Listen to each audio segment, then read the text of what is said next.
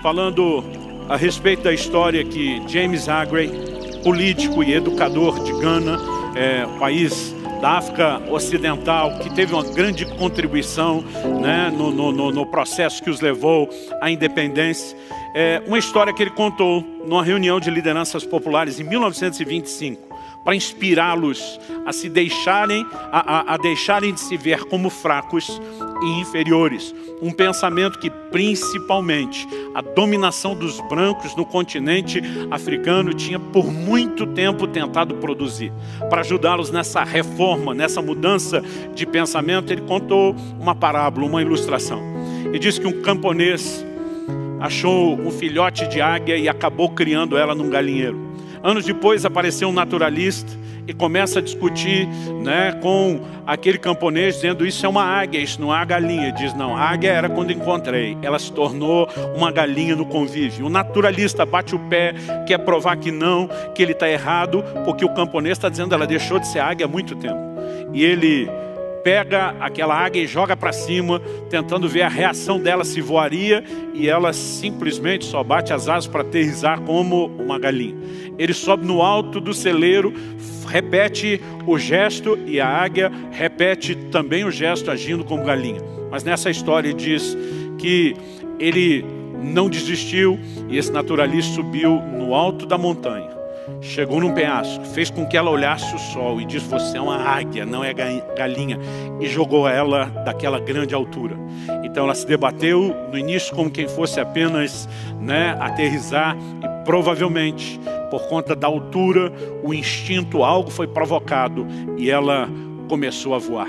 Ele conta essa história para concluir dizendo: nós fomos criados, falando àqueles camponeses, nós somos criados à imagem e semelhança de Deus. Mas houve pessoas que nos fizeram pensar como galinhas. Muitos de nós ainda acham que somos efetivamente galinhas, mas nós somos águias. Abramos as asas, voemos como águias. Jamais nos contentaremos com os grãos que nos jogarem aos pés para ciscar. Obviamente a gente reconhece o valor daquilo que ele fez num plano natural e emocional. Mas o que estamos falando é maior do que isso. Não é apenas nos imaginar águias, é reconhecer as declarações de Deus a nosso respeito. Nós precisamos nos enxergar de forma diferente na perspectiva da palavra de Deus. Ainda na fase de adolescência, eu fui muito impactado, principalmente com a literatura de Kenneth Hagin falando a respeito de fé. E eu me lembro de uma frase que via, né, ser continuamente repetida: eu sou o que a Bíblia diz que eu sou. Eu tenho o que a Bíblia diz que eu tenho. E eu posso o que a Bíblia diz que eu posso fazer. Sabe, à medida que nós vamos percebendo isso em Deus, isso é algo revolucionário. E me permita terminar citando apenas alguns poucos textos bíblicos que falam daquilo que nós somos, daquilo que nós temos e daquilo que nós podemos em Cristo Jesus. E eu quero que você, com essa dose, descarregar de uma vez só, pense se você tem se enxergado da forma correta ou não. De acordo com 2 Coríntios 5,17, eu sou uma nova criatura. Efésios 4,24 diz que eu fui criado em verdadeira justiça e santidade. Romanos 8,16 diz que eu sou filho de Deus. E o verso 17 diz que eu sou herdeiro de Deus e co-herdeiro com Cristo. Apocalipse 5,10 diz que eu sou rei e sacerdote para Deus o Pai. 2 Coríntios 5,21 diz que eu sou a justiça de Deus em Cristo Jesus. Deuteronômio 28,8 diz que eu sou abençoado em todas as coisas, e onde eu ponho a mão à prosperidade, porque eu ouço e obedeço o Senhor. O verso 13 de Deuteronômio 28 diz que sou cabeça e não cauda, estou sempre por cima e não por baixo. 1 Coríntios 1,2 diz que eu sou santificado em Cristo. Romanos 8,37 diz que eu sou mais do que vencedor. Mateus 5,13 e 14 diz que eu sou sal da terra e luz do mundo. 1 de Pedro 2,9 diz que eu sou geração eleita, sacerdócio real, nação santa, povo de propriedade exclusiva de Deus. Efésios 2,22 diz que eu sou morada de Deus no Espírito. 1 Coríntios 3,16 diz que eu sou santuário de Deus aqui na terra. Salmo 28:7 diz que eu sou forte porque o Senhor é a minha força, a força da minha vida. Em 1 de João 4:4 a Bíblia diz que maior é aquele que está em nós do que aquele que está no mundo. Em Romanos 1:7 a Bíblia diz que eu sou amado de Deus. Sou perdoado, livre de toda condenação, como diz Romanos 8:1, e do domínio do pecado, como diz Romanos 6:14, e de toda maldição, como diz Gálatas 3:13. Eu sou livre do poder do diabo, pois como está escrito lá em Colossenses 1:13, eu fui transportado do reino das trevas para o reino da luz.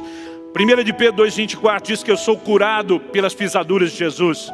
Salmo 34:7 diz que eu sou guardado pelos anjos de Deus. Preste atenção, ei, eu sou tudo aquilo que a Bíblia diz que eu sou. Você é tudo aquilo que a Bíblia diz que você é. Mas e o que eu tenho? 1 Coríntios 3:20 diz que eu tenho tudo que pertence ao Pai. Aliás, como citamos antes, em Romanos 8:17, somos herdeiros. Herdeiros e co-herdeiros com Cristo. Lucas 10:19 diz que eu tenho autoridade sobre todo o poder do diabo em nome de Jesus. Romanos 8:1 mostra que eu tenho perdão dos pecados e já não há condenação para a minha vida. Salmo 91:10 me mostra que eu tenho saúde em Cristo e que praga alguma chegará à minha tenda. Os versículos 11 e 12 do Salmo 91 nos mostram que nós temos a proteção dos anjos de Deus. E Isaías 54:17 diz que nenhuma arma forjada contra mim prosperará. Quando eu olho a definição bíblica do ministério do Espírito Santo, eu descubro que eu tenho orientação, paz, alegria, consolo, conforto, ajuda e revelação da palavra na pessoa do Espírito Santo que em mim habita.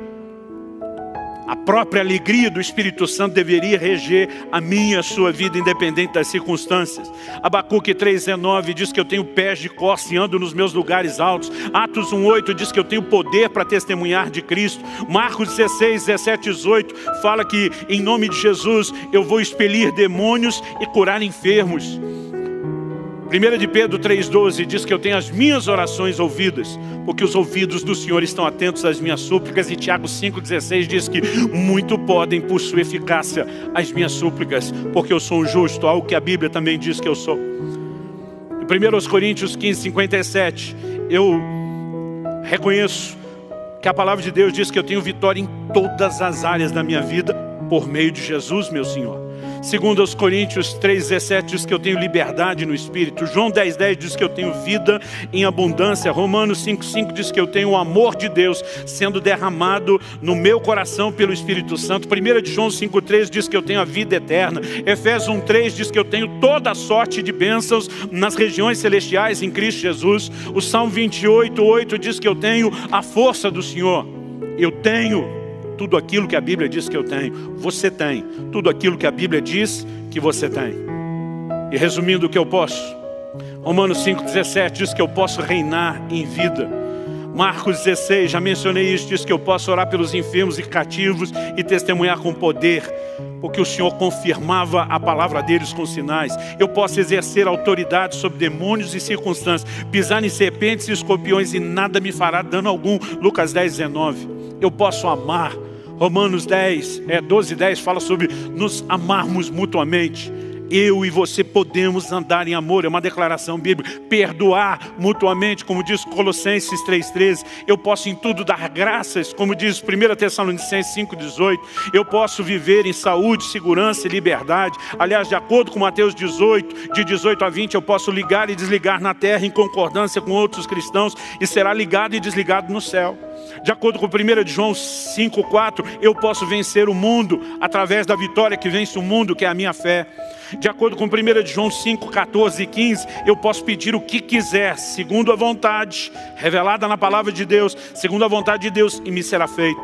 De acordo com Tiago 1:12, eu posso vencer a provação.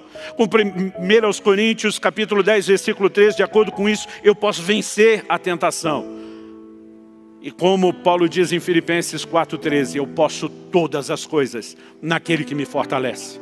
E isso não é apenas realização. Ele diz, eu aprendi a viver contente em toda e qualquer situação. Ele diz, eu sei enfrentar fartura, eu sei enfrentar escassez, eu posso enfrentar qualquer tipo de circunstância, mesmo dias difíceis como este de pandemia, porque o Senhor me fortalece. Eu posso, porque Deus me fortalece. Não se trata de ser bom, não se trata, né, do homem ser melhor ou diferenciado, se trata do Deus que está em nós. Se trata do fato de que aquele que está em nós é maior do que aquele que está no mundo. E mesmo quando eu e você estamos diante de circunstâncias desfavoráveis, como aqueles espias, como a nação de Israel estava quando descobre a alta estatura do povo que habitava em Canaã, nós podemos nos agarrar a uma promessa, aquilo que Deus falou a respeito de nós, e podemos chegar a uma única conclusão e nos mover numa única convicção. Realidade não é aquilo que meu olho natural vê. Realidade é o que Deus diz a meu respeito, é o que Ele fala a respeito de mim. E ao longo de toda a história, não só nos exemplos bíblicos, pessoas que se veem corretamente em Deus se tornam exatamente aquilo que elas veem. Mas o ser aquilo que vemos, infelizmente é verdade para quem também se vê de forma errada. E eu não estou aqui para te apontar o dedo, para fazer nenhuma acusação pelo fato de talvez você não estar se vendo como deveria. Ah, pastor, mas não sei se esses textos são realmente assim. É exatamente o que está escrito. Nós podemos trabalhar a ideia de que algumas aplicações que não são tão absolutas e generalizadas de um caso ou outro, mas qualquer coisa diferente disso é incredulidade, é dizer a Deus que a palavra dele não é a verdade, e nós não podemos aceitar isso. Há uma maneira diferente de nos vermos e de vivermos, determinada pela palavra de Deus e pela revelação correta de quem somos. Então, como eu disse antes, a ideia aqui não é acusar ninguém que não está se vendo como deveria, é te ajudar a passar a se ver como você deveria se ver. Volte à palavra de Deus. Volte à palavra de Deus. Nós precisamos ler a Bíblia não apenas buscando conhecimento e informação. Ela é a fonte da nossa revelação, ela alimenta a nossa fé, ela é alimento para o nosso espírito, ela restaura a nossa mente, a nossa forma de pensar. E um povo que anda e vive pela palavra de Deus andará e viverá de forma diferente. Você é aquilo que a Bíblia diz que você é.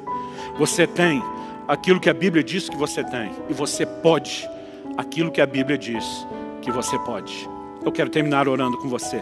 Pai, eu oro que o Espírito Santo, o Espírito da verdade, traga luz, revelação e entendimento da Tua palavra.